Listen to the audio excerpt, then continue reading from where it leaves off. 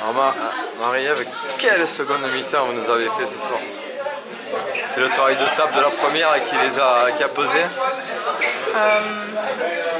Je pense que oui, après elles n'ont pas un effectif aussi étoffé que nous pour permettre de faire souffler autant les joueuses que par exemple chez nous.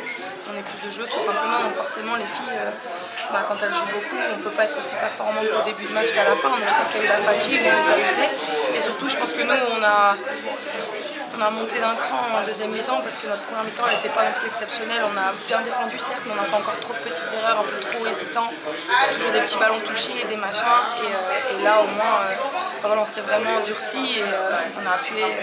Voilà, quoi. Il y a un manque d'adresse aussi en première mi-temps parce que vous dominiez dans le jeu, vous maîtrisiez votre jeu en défense comme en attaque, mais ça passait pas quoi. Je pourrais pas vous dire, je me rends pas compte. Après oui, je pense que si on arrive à marquer 90 points ce soir quasiment, c'est que oui, on a été à droite un minimum. Alors, je sais pas si c'est en deuxième mi-temps ou pas, je peux pas vous dire, mais voilà.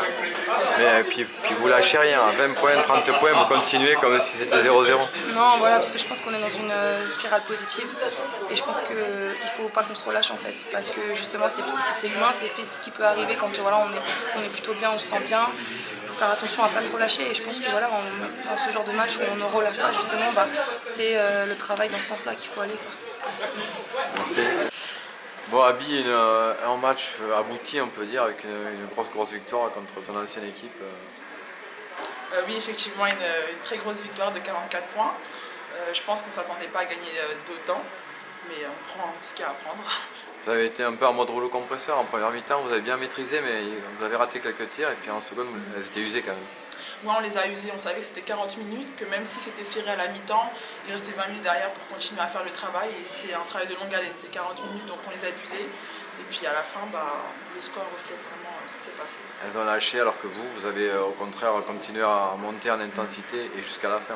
Ouais, on avait à cœur vraiment de jouer 40 minutes, c'était la consigne de la coach. Et on sait que ça va nous servir. Le fait de savoir jouer 40 minutes, ça va nous servir quand on va devoir jouer des gros matchs qui seront plus serrés. On aura l'habitude d'être concentré sur l'ensemble du match. Là, tu as fait un gros travail intérieur aujourd'hui, il y avait un beau combat, c'était physique. Oui, c'était physique comme tous les matchs, mais voilà, après... On travaille tous les jours pour, à l'entraînement les autres intérieurs sont aussi physiques, donc je suis habituée. Bon Julie, je pense que tu peux être que satisfaite de la prestation ce soir.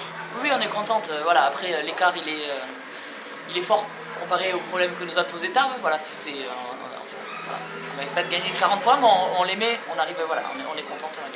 Vous avez monté l'intensité tout au long du match jusqu'à la fin et puis ça les a usés, quoi. Oui, voilà, on a su rester intense tout le match, donc tu vois bien qu'à la fin elle craque un petit peu, donc c'est ça qui fait essentiellement la différence. Ouais, cet état d'esprit de jamais relâcher, c'est ce que tu cherches. Oui, c'est ce qu'il faut, hein. Si tu veux faire du haut niveau, c'est ça. Donc il faut être toujours motivé et continuer à pousser.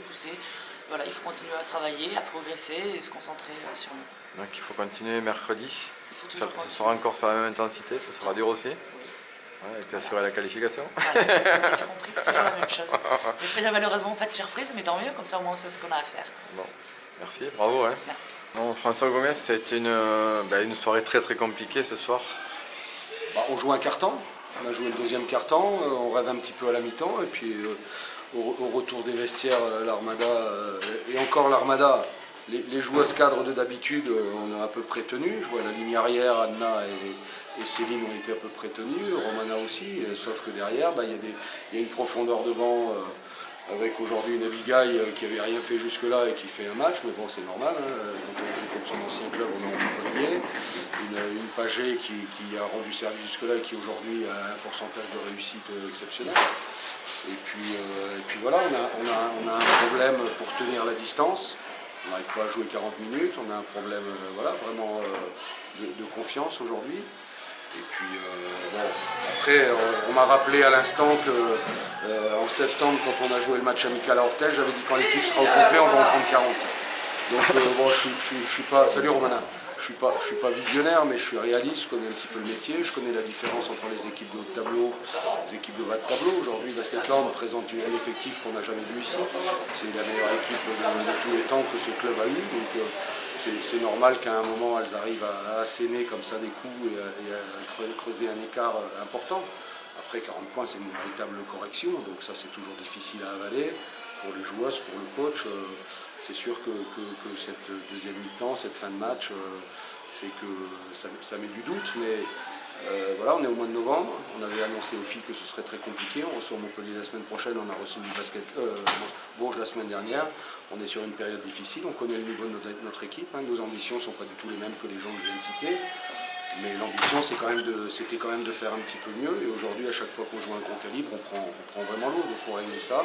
Et puis surtout se préparer, pas perdre confiance pour ce qui va se passer au mois de janvier, où on recevra des concurrents, nos véritables concurrents, puisque ce championnat a pris de la hauteur, qu'il est scindé en deux parties, du haut de tableau avec des équipes qui vont se battre pour gagner des titres peut-être, et un bas de tableau qui va jouer le maintien. Et on est dans cette situation-là, on le sait depuis tout le temps. Et heureusement, on a bien fait de gagner des équipes qui sont dans notre catégorie, et j'espère que ça va continuer, qu'en janvier, quand on va jouer Charnay et Saint-Amand, on pourra oublier cette période qui est compliquée. C'est toujours difficile à vivre quand on perd, encore plus quand on perd avec des écarts aussi importants et une impuissance manifeste. Donc à nous de garder le cap, de continuer à travailler avec cette équipe, hein, qui est, tout le monde, on ne va pas refaire le dessin, la façon dont elle a été construite et ce qu'on fait chez nous, qui est différent de ce que peuvent faire d'autres équipes. Donc bon, je fais une synthèse, je n'ai pas arrêté de parler. Bravo d'abord à Basketland qui confirme tout le bien que moi je pensais de cette équipe. Et puis on se retrouve à la fin des matchs allés en espérant qu'on soit encore plutôt écarté de la zone rouge, des play-downs, et puis on va voir chaque chose en son temps.